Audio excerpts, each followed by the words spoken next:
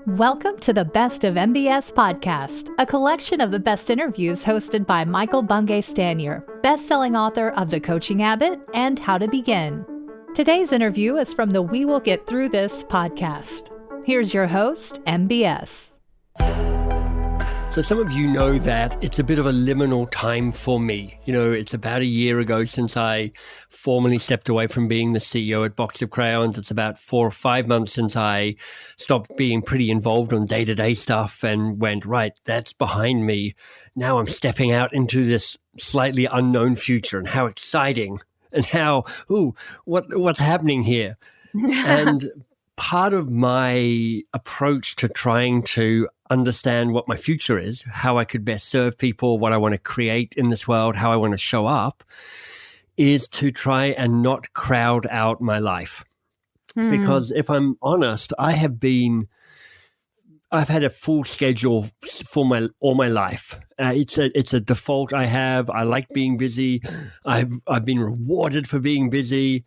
I've always felt slightly overcommitted. And now I've got this commitment to try and create blank space, to try and keep open calendar, to try and have white space in my life. And part of me is thrilled by it, and part of me gets a little anxious about it. Every time I see something in my calendar, which is like, what am I doing today? And there's no person on this planet better to help me understand white space, both its power and how to think about it and manage it, than my guest, Juliet Funt. So she is the CEO of White Space at Work, which is an organizational she is an organizational efficiency advisor to Fortune 500 companies. She is tough yet loving guide to thousands of white space learners and fans, and a globally recognized warrior in the battle of effectiveness versus reactive busyness. So you can see immediately why I'm pretty excited about having this conversation. She's been working at home full-time for 24 years and running a 100% virtual team since the day she launched her organization. And she's actually coming to us today from New Zealand, and there's a story there that we may well hear. But Juliet, first of all, welcome. So nice of you to be here. My friend, I'm excited.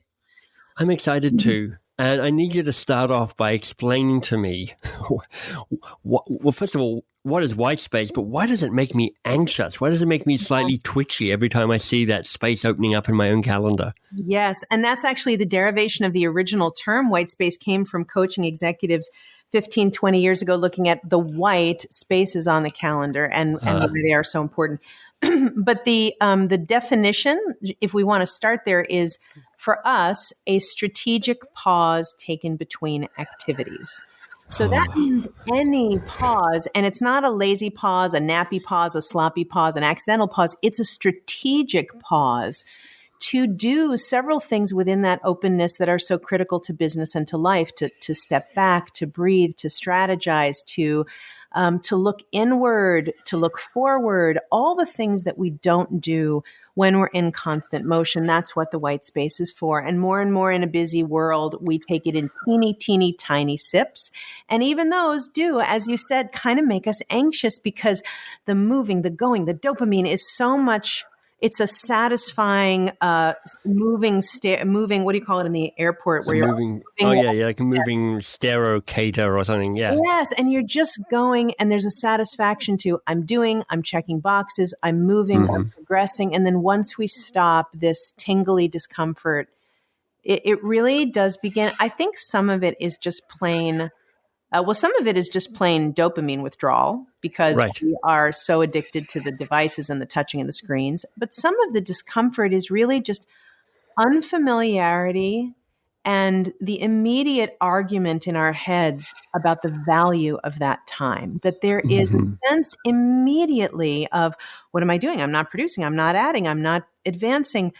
Because we don't have a value system that is culturally supported in our companies that says that stepping back might be the most efficient and effective thing that you do all day long. And if we were surrounded by people who believed in it, we would feel far less fear. If you had a whole bunch of colleagues that were like, oh, we took 30 minutes of thinking time today, hooray for you, then you'd feel more fortified. So how do you help people in organizations? Because, you do work with the biggest organizations around the world. How do you help them come to understand the value of space like this? It's interesting because we have built a brand on Fortune, but I will tell you that we're doing a lot of work now with mid-size and smaller companies, and we're noticing that I think thought maybe these problems were only really articulated in the larger companies. Of course, they're not. Of course, everybody's too busy. And so it's interesting to see across the board the challenges that people face. And I just lost your question for a minute. I was so excited about it. I was like, how do you actually convince people of the value of this time and convince it in a way that people are willing to think about changing their behavior? Because if I put money on it, I'd say you get a lot of people nodding their head going, yep, you're right. No, you're right. No, you're totally, I should do this. I should have this space. But that's a sort of, a tepid intellectual agreement rather than a fully invested, oh my God, things have to change around here. Yes, and there are different doorways into that conversation. So for the individual, one of the critical factors is to make the bar of entry really, really low. And I swear to you that if your listeners take 30 seconds of timed white space 3 times a day, that is sufficient to change the nature of how they work, because we don't stop.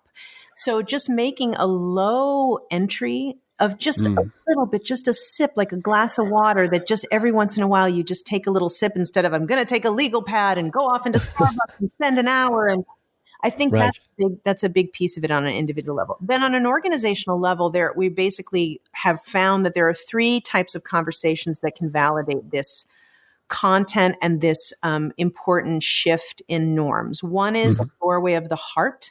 This is leaders who just don't want people to be so fried and exhausted and spent all the time, and they get the recuperative aspect of white space.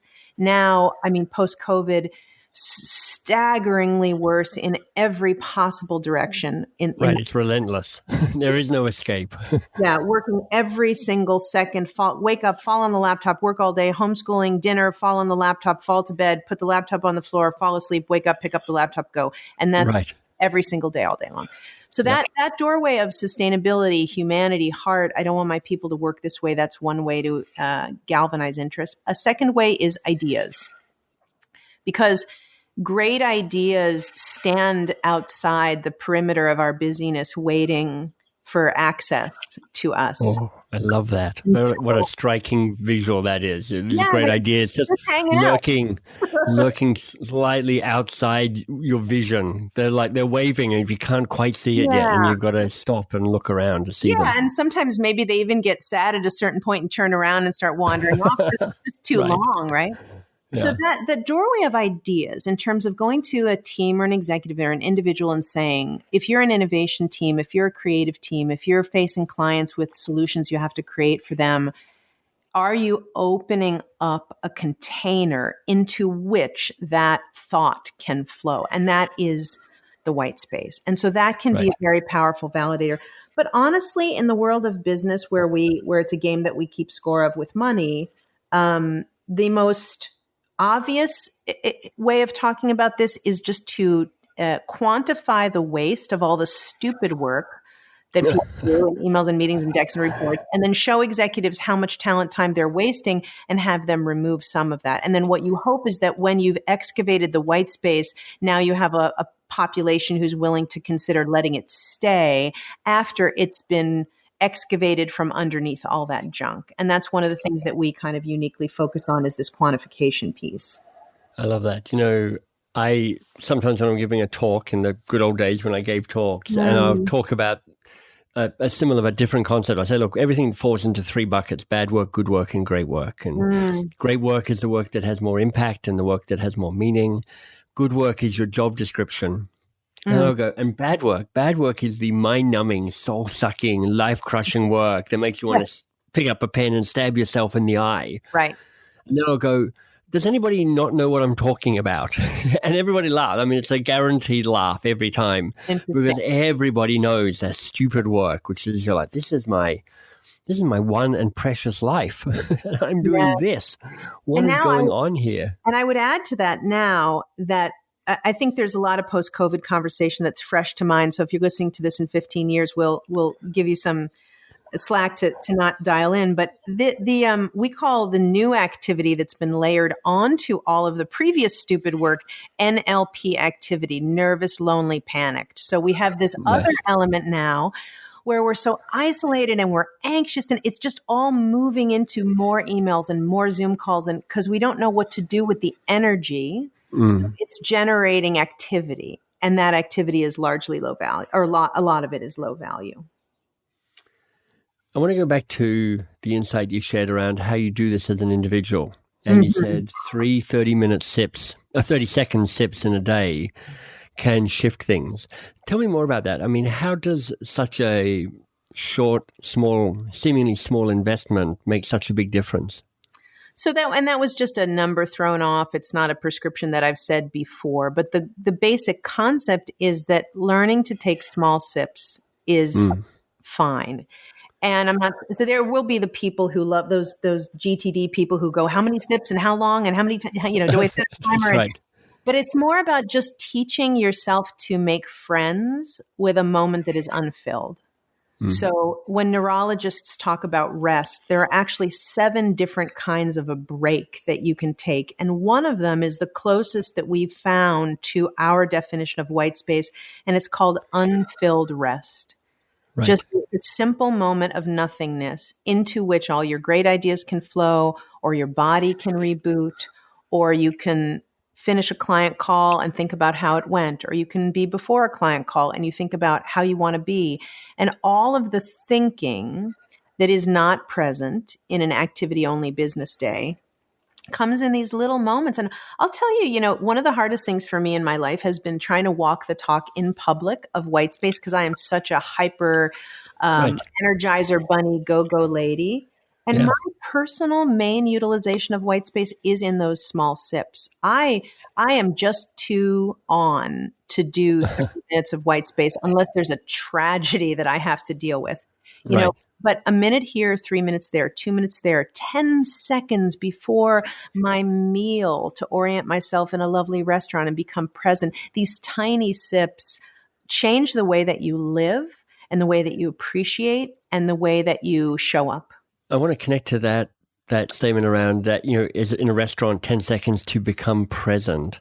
Is that the essence of these little breaks, a moment of kind of gathering yourself and being present to who you are and where you are and just what's happened and what might happen?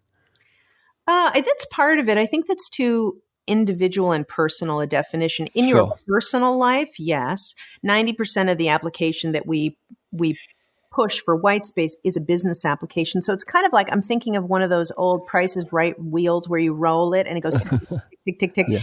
There's so many different benefits, and you just tick, tick, tick, which one you're going to get. One is being present. One is being grateful. Those are personal. On the business side, being able to look at your own business behavior and reflect and improve, making room for ideas, being objective or connecting dots in the creation of plans and processes. So there's a lot of different benefits that open time can provide for you. I would say becoming present is one. It's a little bit more on the wellness personal side, but it is definitely one. And for those more business-oriented benefits, do you look to prime yourself around the one that you're looking for, or do you just create the space and the thing that's needed or the thing that's just there is the thing that shows up? It's almost more macro than that. You want to be, if you watch the movie in your head of the executive you dream of being someday, that person definitely has white space. That person definitely is not running with a Luna bar stuck in the corner of their mouth instead of lunch down a hallway to the next meeting they're late for. So that you start from the very, very macro of the place I'm heading is a place with oxygen in the system, with thoughtfulness and time and authority over my schedule. That's where I'm heading. And then you start going backwards and saying, if I learn to live and work this way, I guess then there is this leap of faith piece of it where you just have to believe that sanity and clarity is coming, maybe because you get to know me or another white space zealot and they promise it to you. But I guess there is a little leap of faith in there when you experiment with the behavior, but maybe no more so than eat less carbs, lose some weight. There's a lot of things that are magical until you see them happen. I love that. And it's true that one of the things that's so great about talking to you is that you are a focused, ambitious woman who is also embodying white space. And, you have ambition, you have success, and you also have white space. So they're not mutually or kind of exclusive to each other like that. I think this is such a juicy conversation that I can't remember the last time I had, which is it comes down for me personally, and I feel a little more chummy with you than the average podcaster, so I'll go more personal, but it's about how much success is the amount of success that I need to check the box of I did enough in my life and now I can relax. And that is a big question for high achieving smart people. And I ask it, you and I were on an event together recently where we were talking about Brene Brown and Right. just the pain of being an expert and an author and looking at Brene and going, oh gosh, I wish I didn't have to become Brene or Marie Forleo or whoever you love. That pressure of I have to keep climbing a ladder that gets higher as I climb it for my whole career, instead of saying, what if I helped a whole bunch of people and that was enough?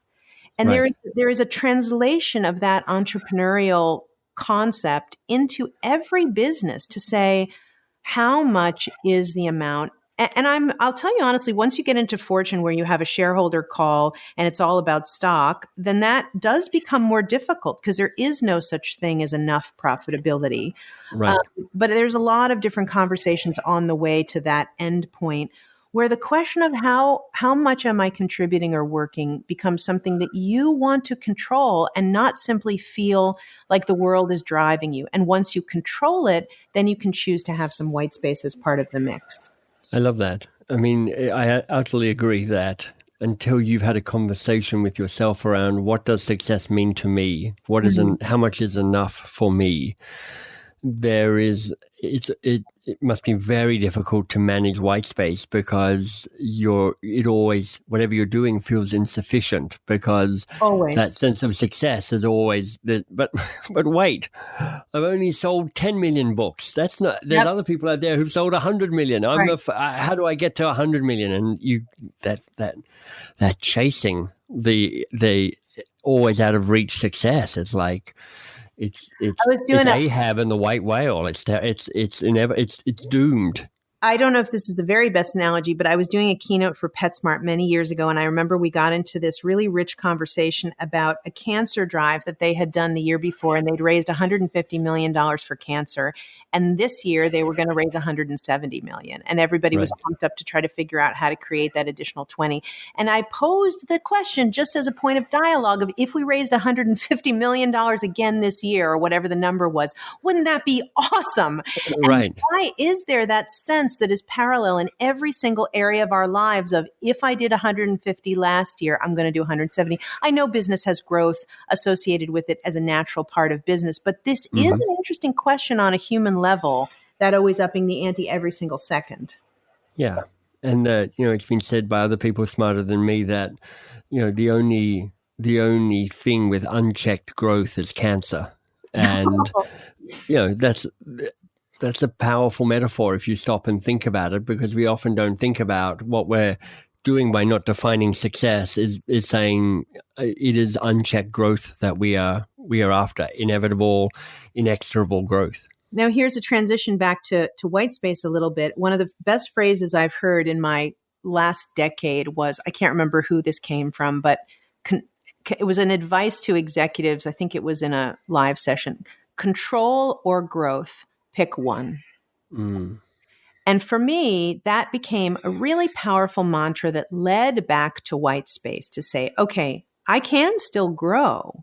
If I let go of some of the levers of that growth, I still, as an executive or an entrepreneur, can still have white space. Where I can't is I can't hold all the levers, keep all the control, and have white space. So it's not only about questioning growth, it's about the manner in which we pursue it as leaders that gives us individual white space.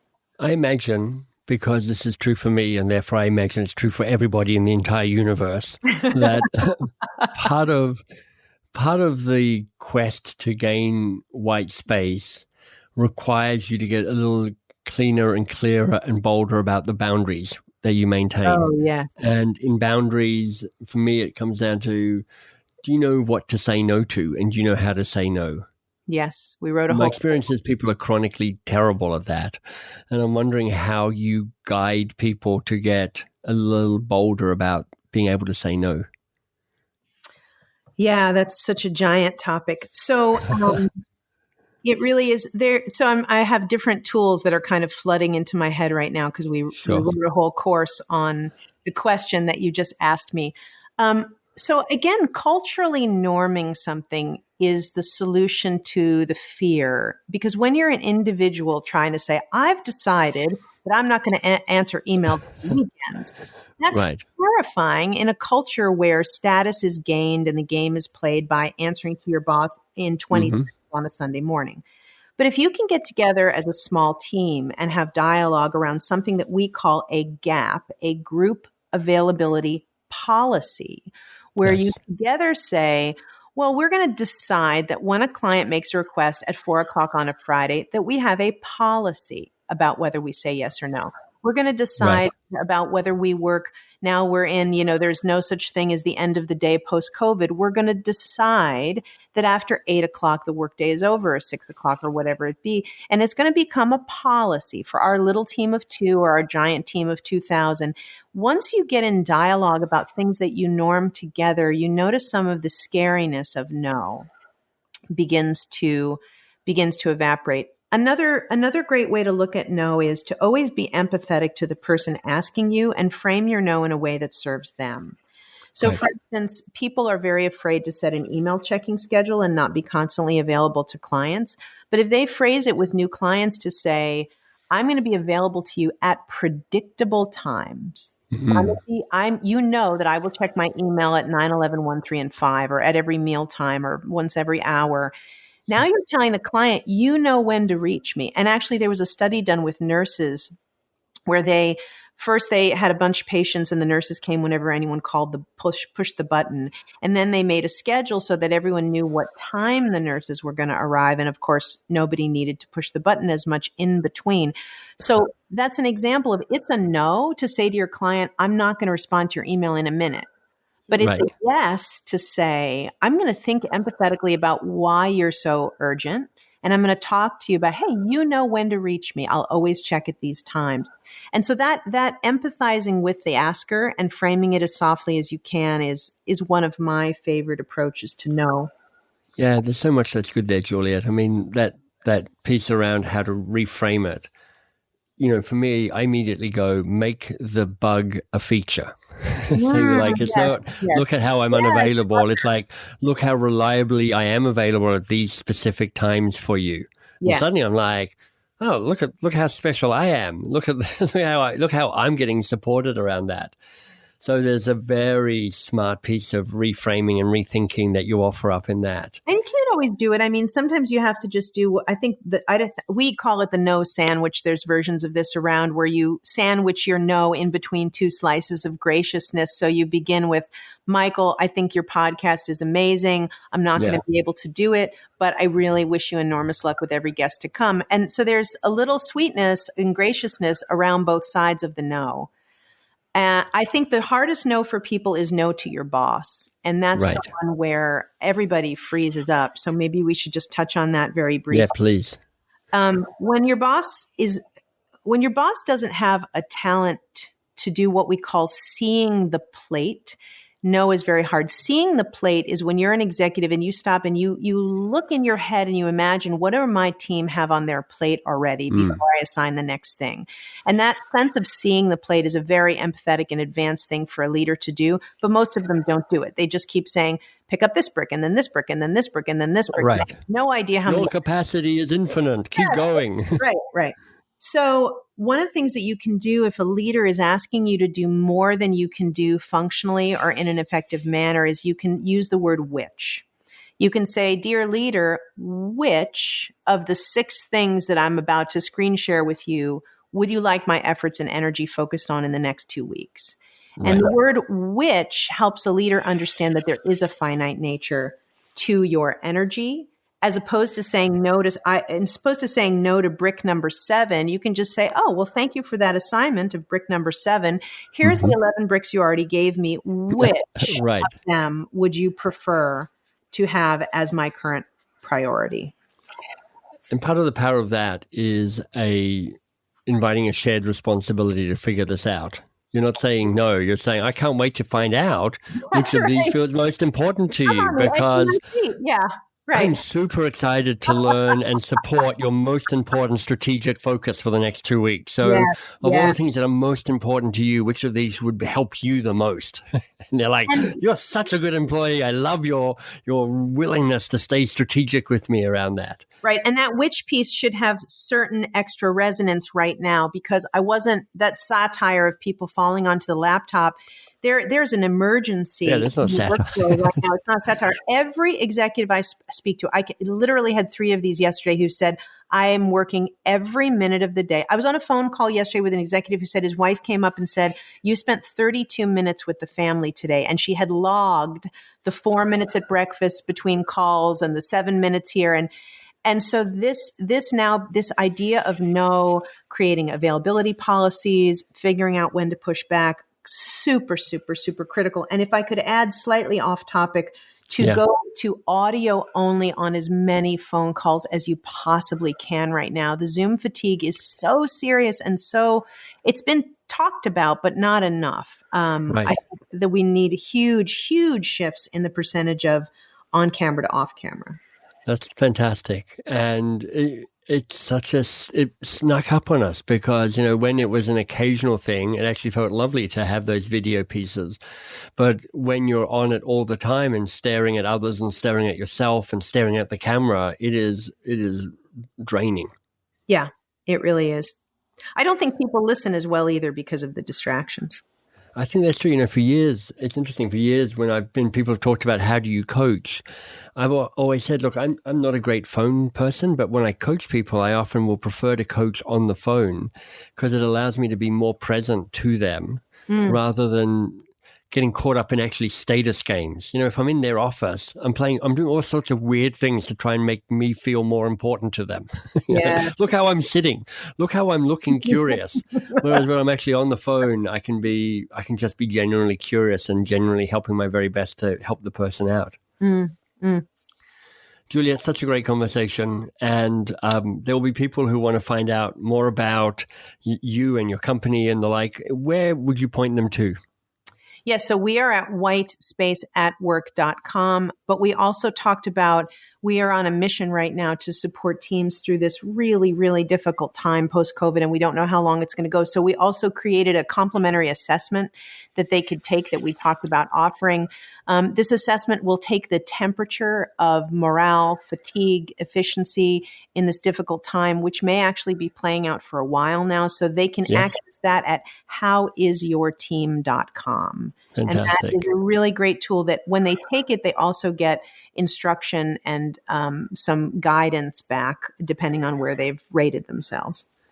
And for everybody listening in, you can tell Juliet's brilliance around articulating not only the challenge, but also solutions in a way that feel tangible and practical and memorable and actable upon. So I'd very much encourage you to check out her resources that she's offering online. Juliet, you are awesome. Thank you so much for being part of this with me. Thanks, honey. Great to be with you. We hope you enjoyed this Best of MBS interview. Want more great content? Head to mbs.works. There you'll find MBS's new podcast, 2 Pages. You can learn about his best-selling books, and you can join the newsletter. That's mbs.works. I hope you've signed up for my newsletter, The Works with me, MBS. Every week, you get a key, essential distillation of some piece of wisdom, a tool, an insight, a way of working that will allow you to be a force for change, that will unlock your greatness. Sign up at mbs.works.